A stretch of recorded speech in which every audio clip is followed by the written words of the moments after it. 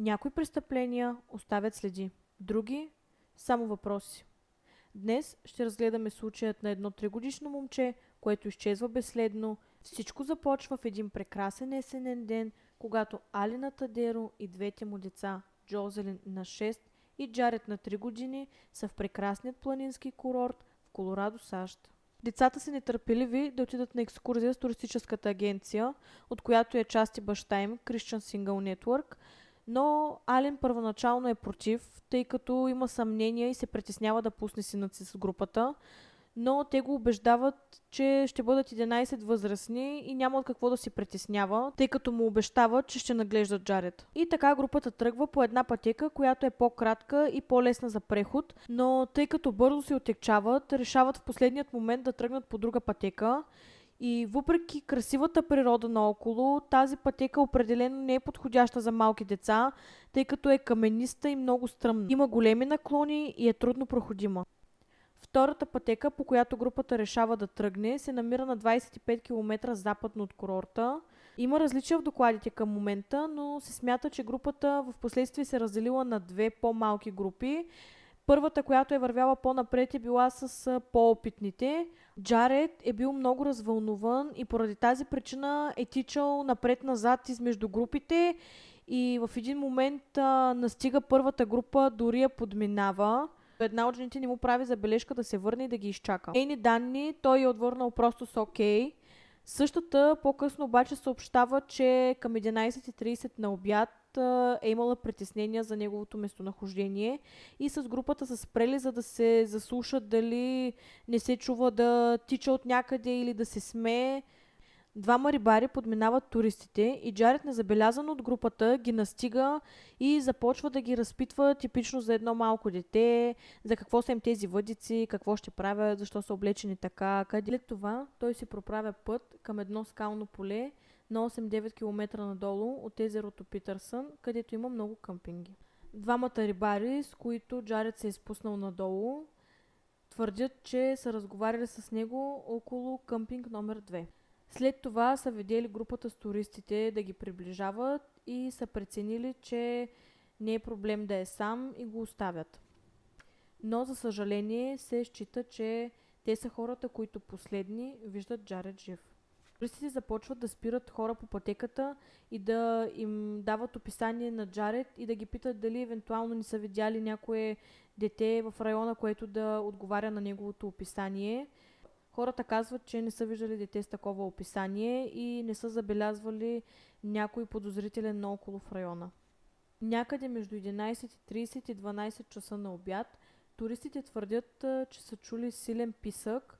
Някои го определят като писък от игра, смях, други обаче твърдят, че е звучал уплашен.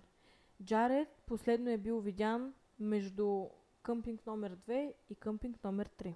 След това групата осъзнава сериозността на ситуацията и потеглят обратно по пътеката, за да съобщят на бащата Алин, че са изгубили синът му. Бащата, чувайки това, грабва едно локи-токи и започва да бяга обратно по пътеката, крещейки всяко едно име, което му идва на ум в този момент. Той прекосява около 2 км в обратната посока и в този момент осъзнава колко е огромна площта и го обзема най-огромната паника, която може би може да изпита един родител. Той осъзнава, че може да се е случило всичко на детето му и че той може да е навсякъде, тъй като районът е с огромна площ. Съжаление обаче, това е само началото на една огромна въртележка от необясними случки. Шерифът, който отговаря за разследването, когото ви съветвам да запомните, тъй като накрая ще обсъдим евентуалните теории за случилото се и ще разберете защо ви съветвам да го запомните. Прекратява абсолютно всякакъв контакт с семейството, спира да им вдига, спира да иска да комуникира с тях по всякакъв начин, дори ги заплашва с арест, ако продължат по някакъв начин да ровят в случаят и да се опитват да разберат какво се е случило. Хеликоптерът, който са използвали за претърсването, се разбива близо до езерото, в което са търсили за останки, тъй като прелита твърде ниско. Имало е дори екипи от доброволци с кучета, на които категорично им е било забранено дори да приближават района и самата пътека. Не са били допуснати въобще да обходят или по някакъв начин да бъдат в помощ на търсенето. Единствената надежда за семейството да получат каквато и да е информация за случая, тъй като вече ви казах, че шерифът отказва да говори с тях категорично и да им дава каквато и да било информация по случая. Единият вариант на семейството да получат някаква такава е именно пресата в Колорадо. Нелепите ситуации не приключват до тук, тъй като всички потенциални улики по незнайни причини биват отхвърлени от полицията, или по-конкретно сутринта, в която Джаред е изчезнал, е имало информация за потенциален свидетел, който е казал, че е имало малко момче, което е тичало към него и е опитвало да го хване за ръка. По-късно бащата Алин казва, че това е много специфично качество за неговият син. Рейнджърът се обажда в полицията, след като е видял снимката на детето по новините, но органите отново по никакъв начин не реагират и все едно няма никаква информация, все едно никой не се опитва да помогне. Въпреки че по официални доклади те твърдят, че са се опитвали да се свържат с свидетеля, но той по никакъв начин не е кликвал на техните повиквания. Тракери с военна квалификация също многократно са предложили своята помощ, но те също биват отхвърлени многократно от полицията. И общо взето не правят абсолютно нищо. Един от тях успява да се организира лична среща с бащата Алин и успешно успява да открие локация, която играе огромна роля в този случай. Мъжът твърди, че това е евентуалната точка на изгубването на Джаред. Място е едно много високо било, което е скалисто и с много камъни. Шерифът отново отказва да изпрати екип на място за оглед, тъй като твърди, че вече са обходили района и там не са открили абсолютно нищо. Въпреки огромната помощ на доброволци и специалисти, Джаред така и не бива открит.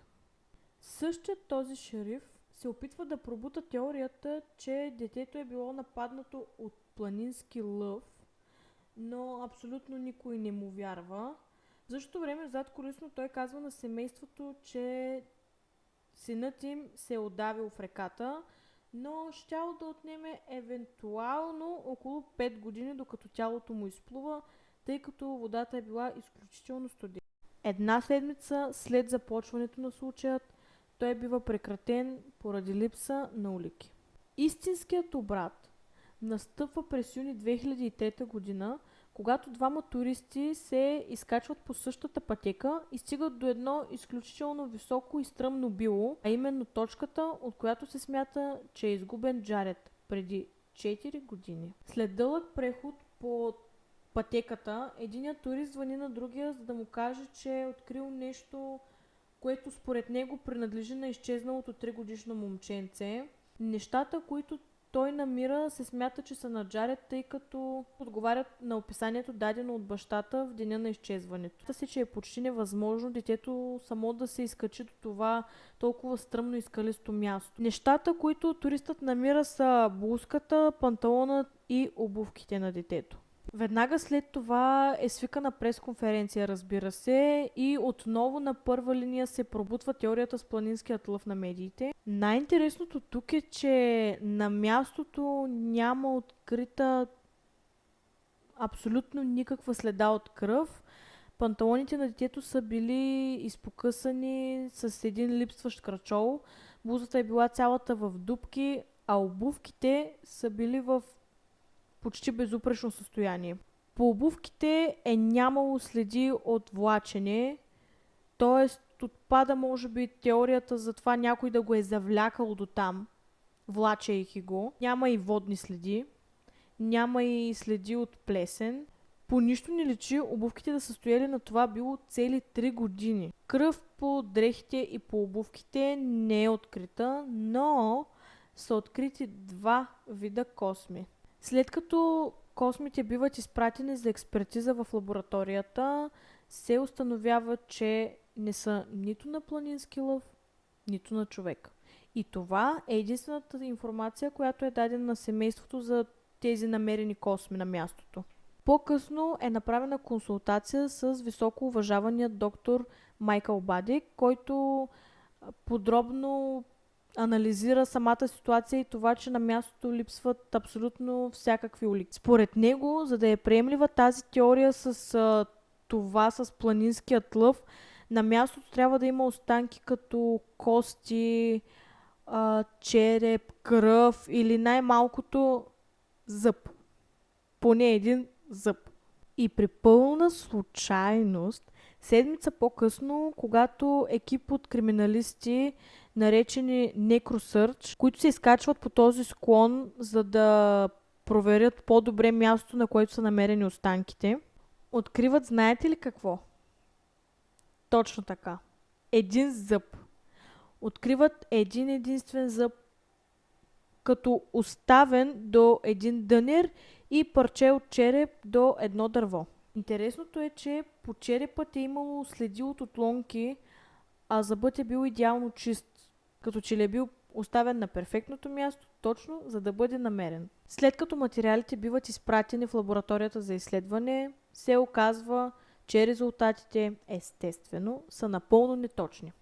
Поради тази причина Ален търси друга лаборатория извън щата Колорадо, към която да изпрати останките, за да бъдат преразгледани отново, но и оттам оказва, че електроферограмите показват два вида ДНК. Естествено, по-късно се оказва, че зъбът е бил замърсен и изхвърлен. Втори опит за изследването на черепа също е без резултат, тъй като лабораторията се е намирала много близо до Персийският залив в Тексас, а по това време ураганът Катрина е взел изключително много жертви и те са имали изключително много тела и е трябвало да се справят с тях. Бащата се обажда веднъж месечно в лабораторията, за да попита дали има някакво развитие, дали имат някакъв резултат от изследването на черепа, но те му казват да спре да ги търси и че най-вероятно случаят няма да бъде решен никога, при което бащата в гнева си се скарва с един от тях и на другия ден лабораторията се свързва с него, за да му каже, че черепът е на сина му. Но когато Ален в шок започва да им задава въпроси и да пита чак сега ли са разбрали, как го установиха, как се е случило, какво се е случило, как са стигнали до това заключение след толкова време, те не му дават абсолютно никакво обяснение. И за съжаление, поради липса на доказателства, случаят бива затворен през 2003 година. Има няколко теории за това какво точно се е случило с Джаред, но първата е за така пробутваната теория от медиите и от шерифът за това, че детето е било нападнато от планински лъв. За точно тази теория няма абсолютно никакви доказателства, които да я подкрепят. Не е открита кръв. Според мен лично тази теория е най-нелогична, тъй като представете си, че планинския лъв по някакъв начин захапва детето или го хваща, дали за главата, дали да го дърпа за краката или е отхапало част от него. Вероятно кръвта е щяла да бъде излята по дрехите му или по самото място, където се смята, че детето е било изгубено, а кръв няма открита абсолютно никаква. Именно тази теория е една от най-разпространените, но абсолютно никой не вярва в нея. Втората теория, която хората разискват, е, че може би детето се е изгубило, което може би има някакви наченки тази теория да е истина, тъй като имаме рейнджерът, който е забелязал детето. След това има сведения за човек, който подава сигнал, че е видял детето да се движи с възрастен мъж в далечината и детето така се е опитвало да се отдръпне от него, но той не го е сметнал за притеснително, тъй като много деца понякога не искат да ги държат за ръка или да ходят в тази посока. И чак след като е видял детето в новините е подал сигнала, но както вече разбрахме, абсолютно никой не е взел на сериозно този случай. Третата теория, която можем да разгледаме по този така необясним и оставил толкова много въпроси в хората и в семейството на Джаред, теория е по-скоро, че шерифът или властите имат някаква намеса, която на мен лично ми струва много логична, тъй като що за шериф поема някакъв случай за изчезнало дете и в един момент прекратява всякаква комуникация с семейството, спира да им дава каквато и да било информация. Даже има Има слухове, че в кабинетите там, където се събират, нали, другите офицери, полицаи и така нататък, той е направил изказване, нещо от сорта на не ви ли писна вече да слушаме за този случай, и има някаква логика това да е така. Те са направили абсолютно всичко случая да бъде потушен и да не може да му се обърне внимание. Те са спрели всякакъв достъп на доброволци, на специалисти, на криминалисти да доближат пътеката и по всякакъв начин да се опитват да съдействат на семейството. Това беше първата история, която реших да ви разкажа в моят канал.